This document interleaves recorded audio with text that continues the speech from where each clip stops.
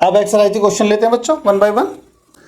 बच्चों first question है find ए cross B magnitude. इसका हमें मैग्नीट्यूड निकालना है, तो इसका हम सॉल्यूशन लेते हैं डिटरमिनेंट मेथड से।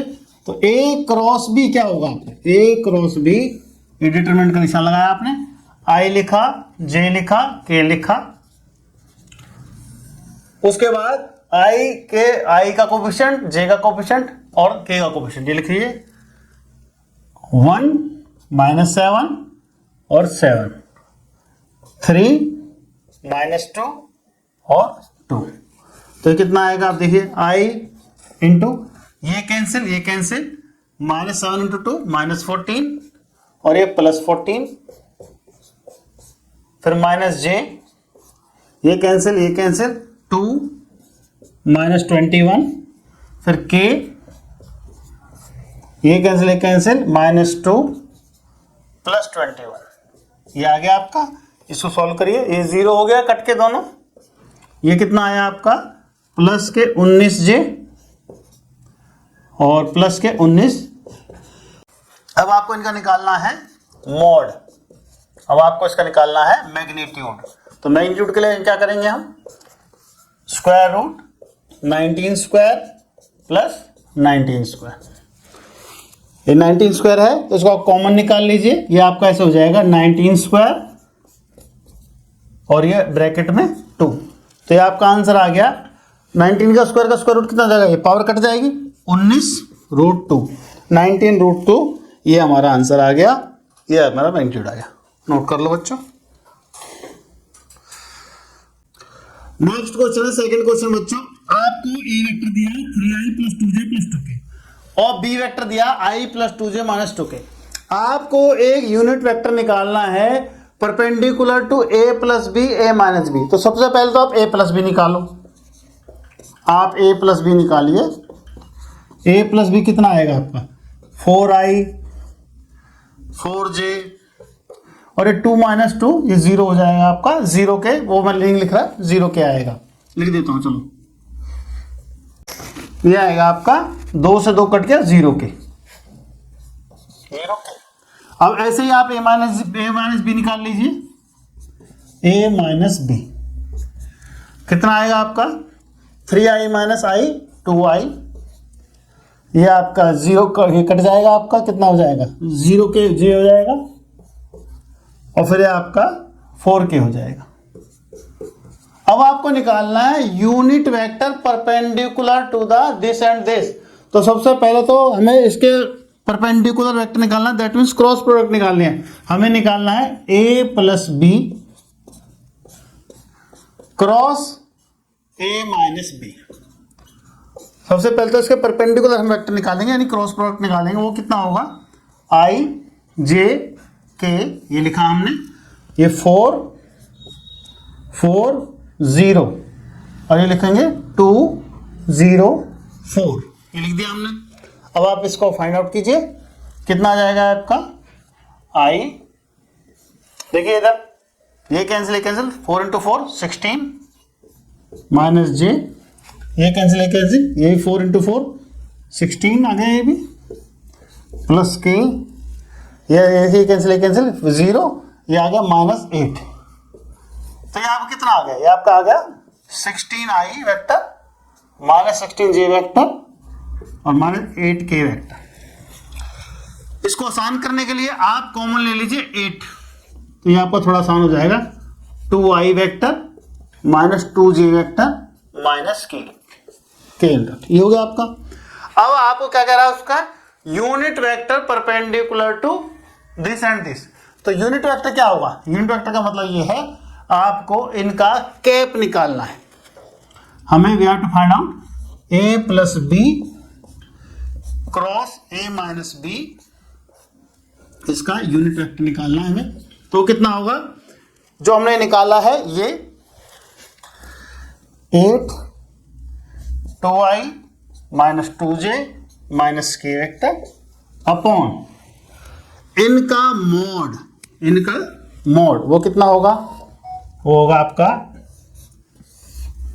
8 स्क्वायर, ये कितना हो गया आपका, निकालिए इसको, अंदर 4 + 4 +1, 2 का स्क्वायर 4 माइनस 2 का स्क्वायर वो भी 4 माइनस 1 का स्क्वायर वो 1।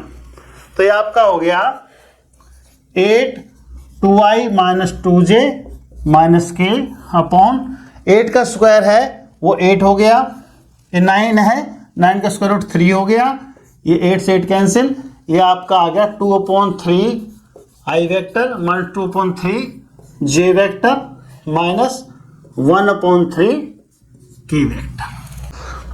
बच्चों हमें निकालना है unit vector perpendicular to each of the vector this and this.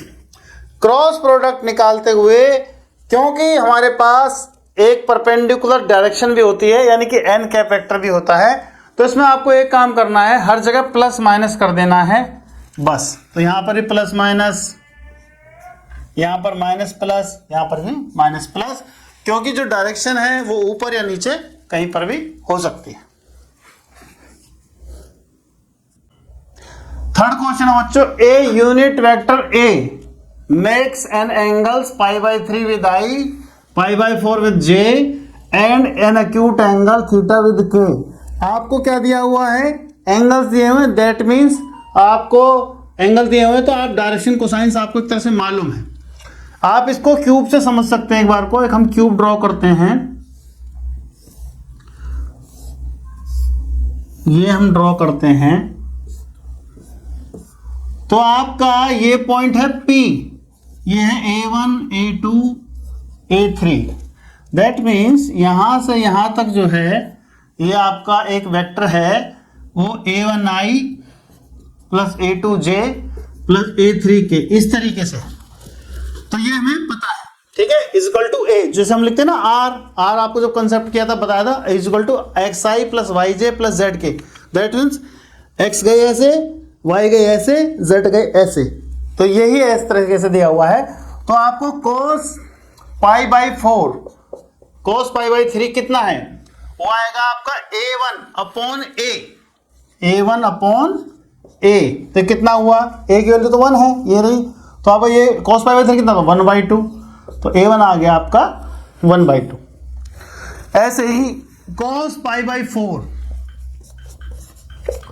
जो y कॉम्पोनेंट है j वाला, वो कितना होगा आपका A2 अपॉन मॉड A, तो वो कितना हो गया आपका, मॉड A तो 1 है, ये रहा हमारा यूनिट वेक्टर दिया हुआ है हमें, तो कितना हो गया ये cos π/4 1/√2, ये हो गया A2।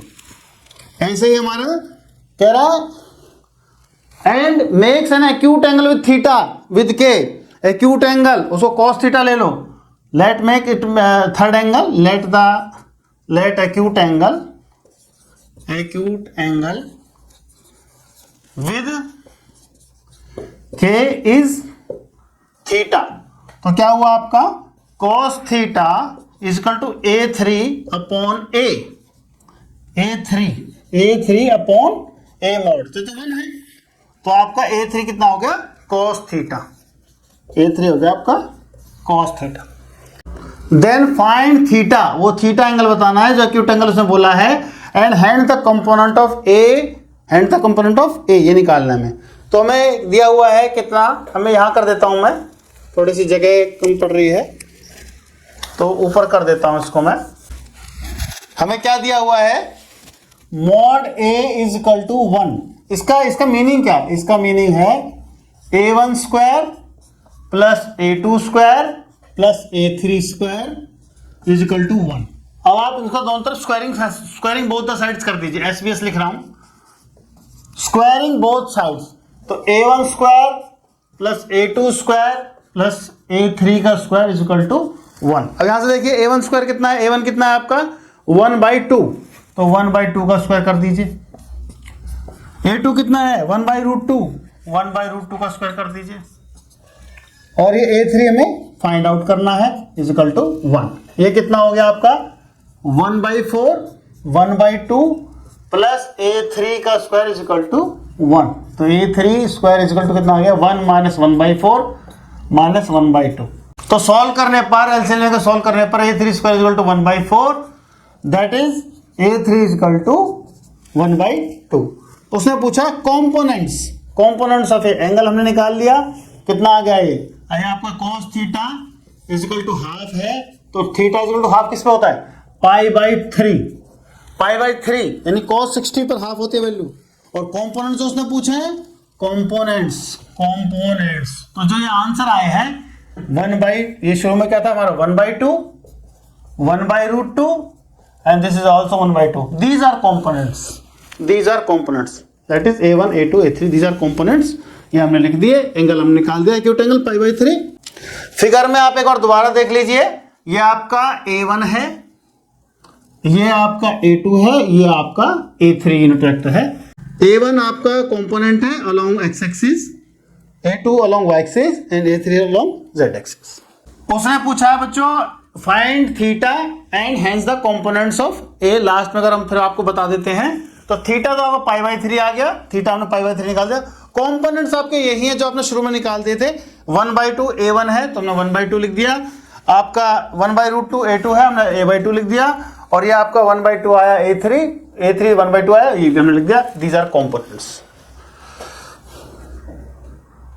अगला क्वेश्चन बच्चों हमें प्रूव करना है A minus B cross product with A plus B equal to 2A cross B। इसमें जो हमने लास्ट प्रॉपर्टी 10th प्रॉपर्टी हमने जो डिस्क्राइब की थी डिस्ट्रीब्यूटिव ओवर वेक्टर एडिशन, वो लगेगी। तो इसमें लगाते हैं सॉल्यूशन में बच्चों। ये है आपका A minus B cross A plus B, वो हमारा कितना होगा डिस्ट्रीब्यूटिव प्रॉपर्टी से? A minus B cross A plus, ये plus A minus B cross B, ये हमने डिस्ट्रीब्यूटिव प्रॉपर्टी अप्लाई करी है। उसके बाद फिर अगेन ये distributive property over vector addition, distributive property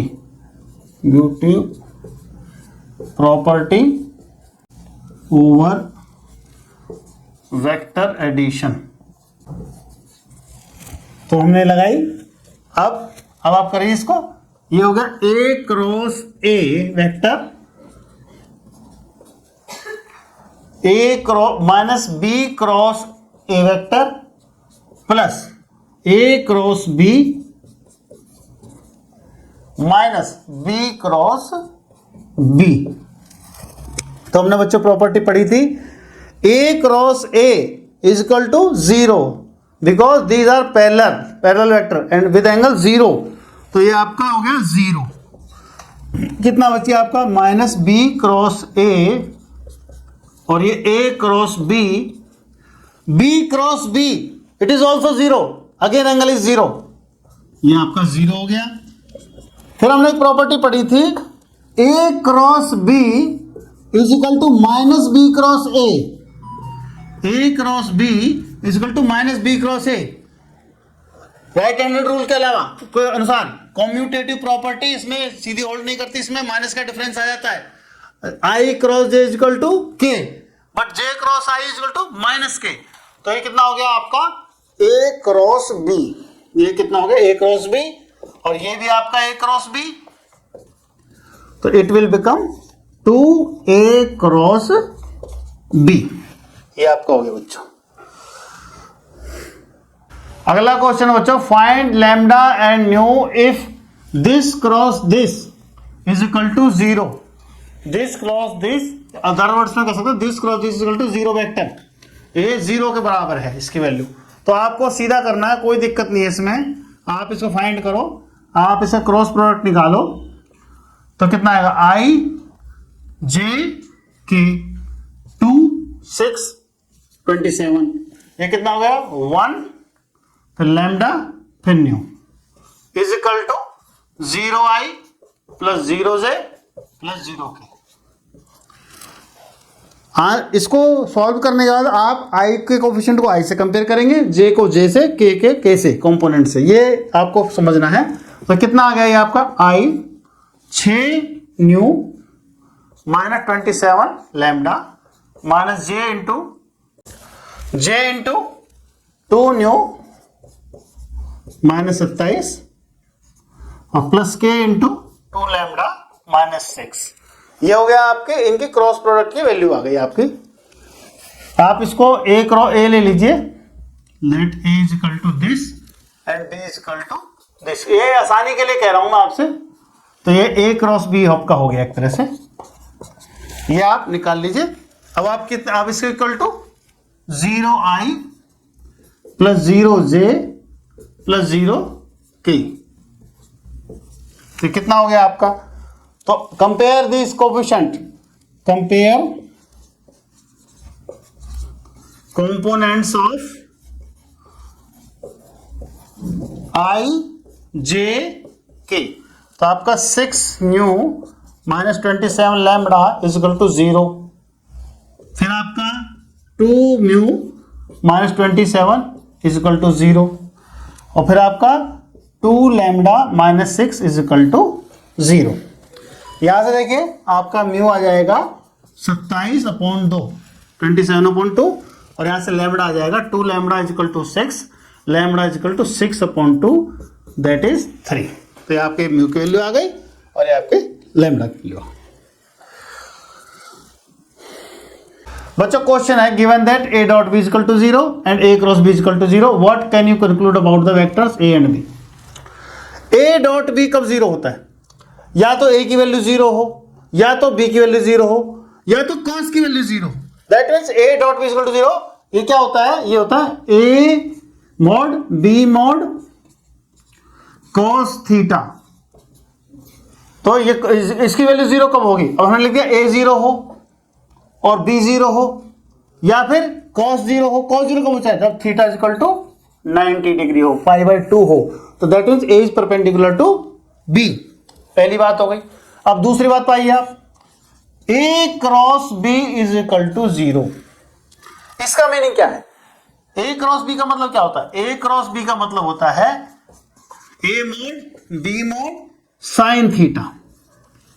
तो इसका मीनिंग क्या है, या तो a 0 हो, इधर a is equal to 0, a vector is equal to 0, या आपका b 0 हो, और या तो a 0 हो और b 0 हो,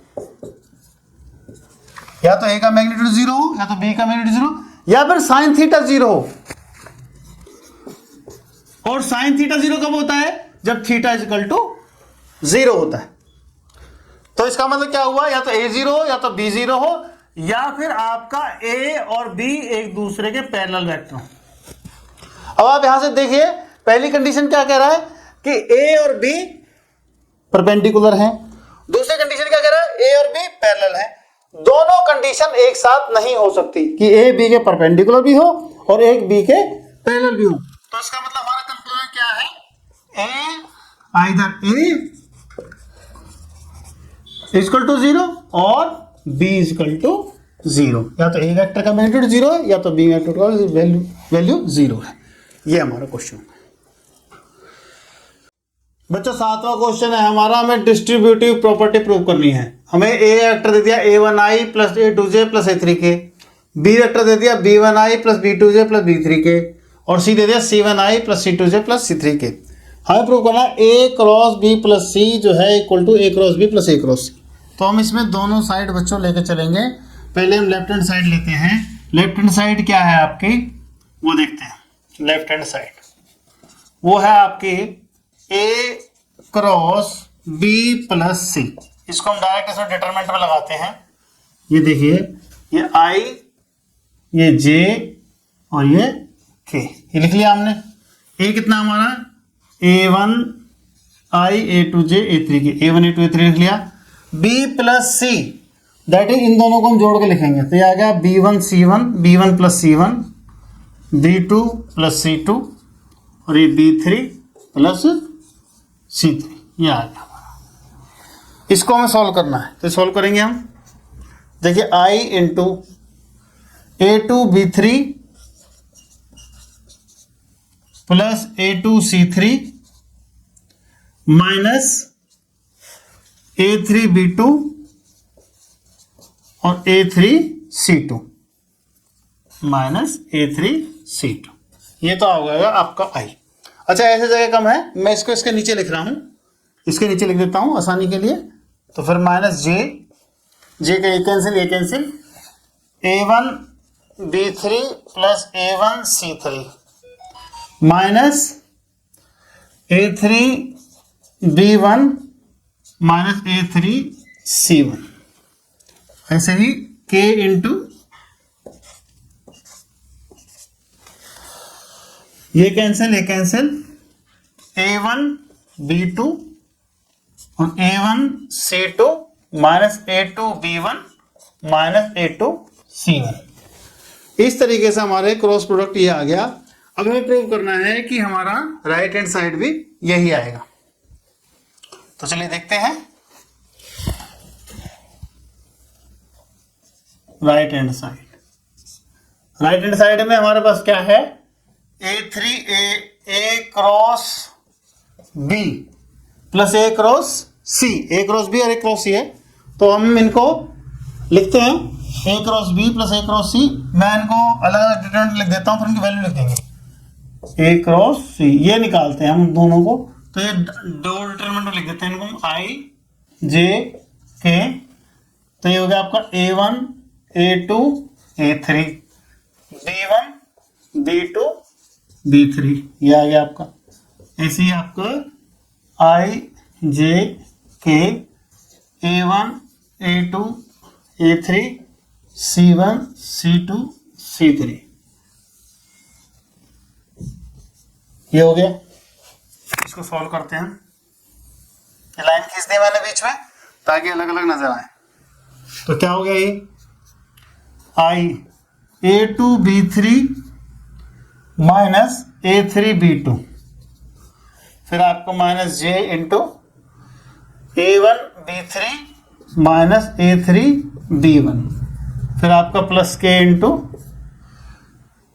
A1 B2 minus A2 B1। ये तो हमारा हो गया पहले डिटरमिनेंट का। A क्रॉस B हमने निकाल दिया। अब A क्रॉस C वो हम यूज करते हैं। A क्रॉस C निकालेंगे हम, वो आपका आ गया I into A2 C3 minus A3 C2 plus J into minus J into A1 C3 और आपका A3 C1, फिर आपका K इंटू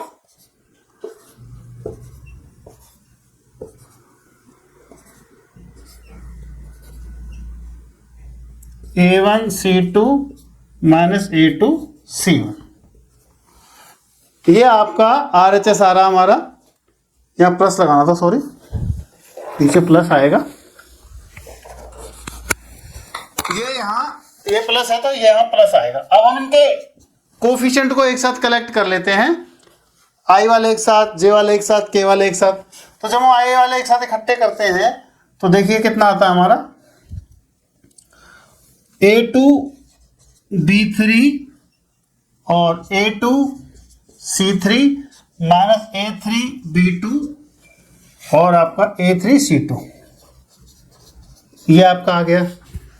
अब देखिए मिलाइए I से, A2 B3 ये रहा A2 C3 ये रहा, A3 B2 ये रहा, A3 C2 ये रहा। इस तरीके से आप J मिलाइए, माइनस J इंटू क्या आएगा आपका A1 B3 और आपका A1 B3 और इसे देखिए A1 C3, फिर माइनस वाले लिखिए A3 B1 और आपके A3 C1। अब मिलाइए आप इनको, J वाले A1 B3 A1 B3 A1 C3 A1 C3 A3 B1 A3 B1 और A3 C1 A3 C1। तो आपका J भी आ गया बराबर। अब K का देखिए, K का आ रहा आपका A1 B2 और K वाले लिखे प्लस A1 C2, फिर आपका माइनस A2 B1 और आपका A2 C1। अब K वाले मिलाइए, A1 B2 A1 B2 A1 C2 A1 C2 A2 B1 A2 B1 और A2 C1 A2 C1। तो दोनों हमारे इस तरीके से बराबर है। तो LHS is equal to RHS। इसका मतलब A into cross B plus C is equal to A cross B plus A cross C। यहाँ प्लस लगाना रहेगा था बच्चों, प्लस लगाता हूँ, ये प्लस यहाँ पर प्लस। इस तरीके से हमारी डिस्ट्रीब्यूटिव प्रॉपर्टी प्रूव होती है। 7th क्वेश्चन था ये, बहुत सिंपल है लेकिन बड़ा क्वेश्चन है सिंपल। 8th क्वेश्चन है बच्चों, if either A is equal to 0 vector and B is equal to 0 vector, then A cross B is equal to 0। हमें पता है अगर A या B कोई एक 0 हो तो उनका क्रॉस प्रोडक्ट 0 आता है, ये हमें पता है। वो पूछ रहा है is the converse is true, तो इसका मतलब ये है कि हम A क्रॉस B अगर 0 लें, अगर हम ऐसे वेक्टर लें जो उनका क्रॉस प्रोडक्ट 0 आए, तो क्या justify your answer with example, तो क्या ये आपका A और B भी 0 आएंगे? वो ऐसे पूछ रहा है। पहली बार में कह रहा है कि A और B 0 हैं तो A क्रॉस B 0 आता है, और दूसरे और कन्वर्स में ये है कि अगर A क्रॉस B 0 हो तो क्या A B भी 0 आएंगे? क्या जरूरी है? तो हम देखते हैं, let us check, let us take two parallel vectors, two parallel vectors. Parallel vector कैसे होते हैं बच्चों? A is equal to lambda B, ये कंडीशन से फॉलो होती हो तो कंसीडर कर लो, let A is equal to I plus J plus K, ये ले लिया हमने। ऐसे B को कंसीडर कर लो, आप इसको मल्टीप्लाई कर दो किससे? सर लैम्डा इक्वल टू 2 ले लो, 2I plus 2J plus 2K। ये जो हमने वेक्टर लिया है AI equal to I plus J plus K, ये आप कुछ भी ले सकते हो। फिर आप जो भी वेक्टर लेंगे उसमें किसी 2 की, 3 की, -1 -2 1/2 किसी की मल्टीप्लाई कर दो, तो इसका मतलब दोनों पैरेलल वेक्टर। अब A क्रॉस B निकालिए आप, A क्रॉस B निकालेंगे I J K 1 1 1 2 2 2, कितना आएगा ये आपका?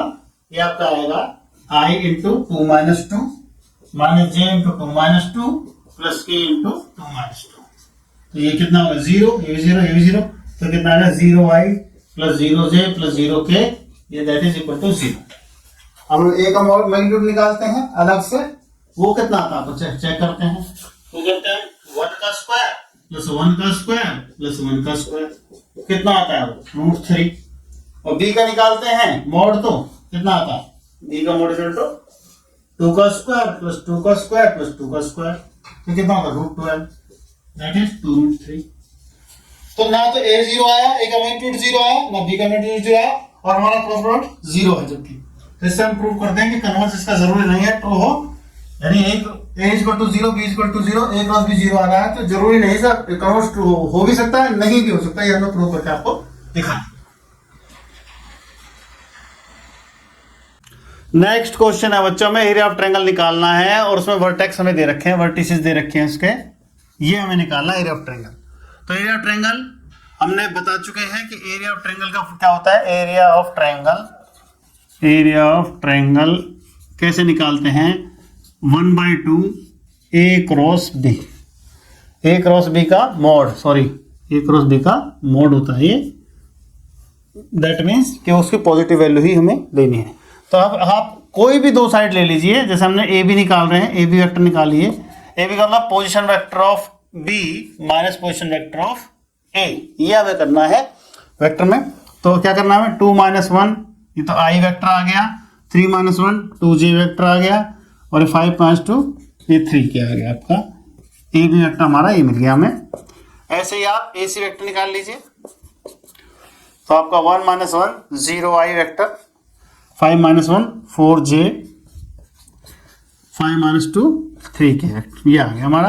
अब हमें क्या निकालना है? अब हमें निकालना है area of triangle, area of triangle, triangle ABC is equal to half cross AB cross AC, ये हमें निकालना है, ये हमें निकालना है। ठीक है बच्चों, तो अब करते हैं इसको। ये हमने डिटरमिनेंट निशान लगाया, IJK 1 2 3 0 4 3, इसको हमें सॉल्व करना है। तो हम क्या करते हैं इसको, अब इस डिटरमिनेंट के बाद हम एक्सपेंड करके सॉल्व करते हैं। Area of triangle ABC is equal to half, solve करिए, ये कैंसिल, एक कैंसिल, 2 3 जा 6 और 12, तो ये आपका I into 6 - 12 minus J cancel, ये कैंसिल, 3 - 0 प्लस K, ये कैंसिल 4 - 0, ये आपका हो गया। अब ये कितना आ गया आपका? 1/2 या -6I vector -3J plus 4K, ये आपका आ गया। एरिया ऑफ ट्रायंगल क्या होता है आपका, इसकी modulus value. Area of triangle is equal to हम हाफ -6 का स्क्वायर -3 का स्क्वायर +4 का स्क्वायर, तो कितना आ गया आपका हाफ 36 + 9 + 16। इसको आप सोल्व करोगे तो ये आपका √61 आ जाएगा स्क्वायर यूनिट्स। ये आपका एरिया ऑफ ट्रायंगल हमारे पास आ गया। इसको नोट कर लीजिए बच्चों। Find the area of the parallelogram whose adjacent sides are given by the vector a is equal to this, b is equal to this। Area of parallelogram area of triangle का twice होता है। जो area of triangle का formula कहता है so twice, that means जो area parallelogram है, area of parallelogram is equal to a cross b इसका मोड। सिर्फ ये हमें करना है। ट्रायंगल होता तो हम हाफ लगाते, पैरेललोग्राम में हमें सिर्फ a क्रॉस b निकालना है। तो a cross b is equal to आपका a कितना है, i j के लिखा आपने, a है आपका 1 -1 और 3, और आपका b कितना है 2 -7 1। इसको आप सॉल्व करिए, a क्रॉस b को कितना आएगा, i -1 × 1 -1 -7 × 3 +21 लेंगे हम, फिर -j इंटू ये कैंसिल 1 3 × 2 6, फिर +k ये कैंसिल -7 +2। इसको सॉल्व करिए, ये कितना हो गया 20i -5 ये +5j, और ये आपको कितना हो गया -5k। a क्रॉस b की वैल्यू आपको ये मिल गई। अब इसको आपकी मॉडुलस वैल्यू निकालनी है a क्रॉस b की। आपका एरिया ऑफ पैरेललोग्राम आ जाएगा, ये कितना हुआ 20² + 5² ± 5², तो कितना हुआ आपका 400 400, ये 25 और ये भी 25। तो इसे सॉल्व करेंगे तो 450 ये आ गया आपका। चाहे तो आप यही छोड़ दो, या फिर आप इसको थोड़ा सा कर सकते हो, जैसे आप इसको इस फैक्टराइजेशन का स्क्वायर रूट निकाल सकते हो। ये कितना आ जाएगा 5 × 3 × 3 × 2, ये आ गया आपका। तो इसमें 5 दोनों 5 का पेयर है, तो हम 5 को अलग लिख लेंगे, 5 × 3 बाहर आ जाएगा, स्क्वायर रूट अंदर रह जाएगा 2, ये आ गया 15√2 स्क्वायर यूनिट्स। चाहे तो आप यहीं छोड़ दें, चाहे आप इसको आगे कर सकते हैं, नंबर आपको पूरे मिलेंगे, बिल्कुल ठीक है हमारा। या तो √450 स्क्वायर यूनिट या फिर 15√2 स्क्वायर यूनिट, दोनों ठीक है। 11th क्वेश्चन है बच्चों, let the vectors a and b such that a mod की वैल्यू 3 है, b मोड की वैल्यू √2/3 है। Then a cross b is unit vector. a cross b unit vector हुआ कब, if the angle between them is, angle हमें find out करना है कि कितने एंगल पर a क्रॉस b हमारा यूनिट वेक्टर होगा। तो आपको दे रखा है mod a cross b is equal to 1, a cross b is equal to 1। What does it mean, इसका मीन है mod a mod b sin θ and vector is equal to 1। अब आपका मोड a कितना है, वो आपका 3 रख दीजिए, 3 इसके लिए 3 हो गई। मोड b कितना है √2/3 रख दीजिए, √2/3 sin θ एंड वेक्टर की वैल्यू कितनी होती है 1, तो लिखने की कोई जरूरत नहीं है, आप यहाँ 1 लिख दो सीधा। तो sin 3 से 3 कट गया, sin θ कितना आ गया आपका 1/√2, 1/√2 आ गया। 1/√2 साइन की वैल्यू किस में होती है, sin π/4 यानी sin π/45, sin π/4 यानी sin 45। तो कितना हो गया sin θ is equal to sin π/4 या फिर θ इज इक्वल टू π/4। तो आंसर हो गया हमारा B would be the answer. इस तरीके से हमारा 11th क्वेश्चन होगा। बच्चों 12th क्वेश्चन है 10.4 का लास्ट क्वेश्चन है, area of rectangle having vertices a b c d with position vectors ये दिए हुए हैं, ये दिया हुआ पोजीशन वेक्टर a दिया हुआ है, b दिया हुआ है, c दिया हुआ और d दिया हुआ है। हमें इसका एरिया निकालना है। एरिया ऑफ पैरेललोग्राम का जो फॉर्मूला है वही सेम एरिया ऑफ रेक्टेंगल का है। जो रेक्टेंगल है वो पैरेललोग्राम का बड़ा भाई है, दैट मीन्स जो हर रेक्टेंगल को हम पैरेललोग्राम बोल सकते हैं, पर हर पैरेललोग्राम को हम रेक्टेंगल नहीं बोल सकते, क्योंकि जो पैरेललोग्राम की सारी प्रॉपर्टी रेक्टेंगल के अंदर होती है। तो इसको हम करके चलते हैं। तो हम क्या करते हैं, position vector of A B निकालते हैं। Position vector of A B क्या होंगे, लिखो दिस माइनस दिस, ये हो गया 2i और 1/2 माइनस 1/2, ये 0 कट जाएगा, ये दोनों आपस में कट जाएंगे, ये आपका 0 हो गया और ये भी आपका 0 हो गया 4k माइनस 4k। तो आपका जे का कंपोनेंट है वो भी 0 और जो k का कंपोनेंट है वो भी 0। सिंपल सा आ गया हमारा पोजीशन वेक्टर ऑफ 2i आ गया। ऐसे ही पोजीशन वेक्टर ऑफ AC निकालोगे आप, AC वो कितना आएगा आपका, AC निकालेंगे आप तो 2i और ये आपका माइनस j माइनस हाफ और माइनस हाफ आपका माइनस का 1 बन गया, तो माइनस j हो गया, 4k माइनस 4k ये 0 हो गया, तो आपका ये आ गया। अब हमें निकालना AB क्रॉस AC इसका मोड, वो कैसे निकालेंगे हम, I J K 2 0 0 2 माइनस 1 और 0, इसको लिख देता हूं 0j प्लस 0k आसानी के लिए आप ताकि समझ पाए, और ये आपका 0k ये हो गया आपका। अब इसकी आपको डिटरमिनेंट वैल्यू निकालनी है, तो वो कितनी होगी, i डॉट आई कितना हो गया, ये कैंसिल, ये तो आपका आ गया 0, फिर माइनस j ये कैंसिल 2 इंटू 0 0 और 2 इंटू 0 0, ये भी आपका 0 आ गया, plus k 2 into minus 2 minus 1 minus 2 minus 0, तो ये आपका आ गया माइनस का 2k, 0i का मतलब 0, ये भी 0 आपका और ये माइनस का 2k। अब आपको इसकी मॉड वैल्यू निकालनी है, तो कितना हो गया आपका ये 0 का स्क्वायर प्लस 0 का स्क्वायर प्लस माइनस 2 का स्क्वायर, दैट इज √4 और that is 2 square unit, 2 square unit. तो ये हमारा एरिया ऑफ रेक्टेंगल आ गया, इसका आंसर हुआ ये आ गया। और 2 स्क्वायर यूनिट, अरे इसमें 1/2, ये 2 जगह बहुत भूल से 1/2 लिखा मैंने, यहाँ पर 2 है, ये 2 है आपका, तो ये कितना हो गया आपका 2 स्क्वायर यूनिट, यानी कि सी इज द आंसर। तो इस तरीके से बच्चों वेक्टर की हमने 4 एक्सरसाइज कर ली हैं और हमने देखा बड़ा इंटरेस्टिंग चैप्टर है और आसान भी है, और इसमें से क्वेश्चन जो बनता है काफ़ी times area of triangle, cross product, dot product, इनमें से बनता है, या एंगल पूछ लेते हैं। तो यह चैप्टर हमारा बहुत अच्छा है, इसको ठीक से रिवाइज कीजिए आप।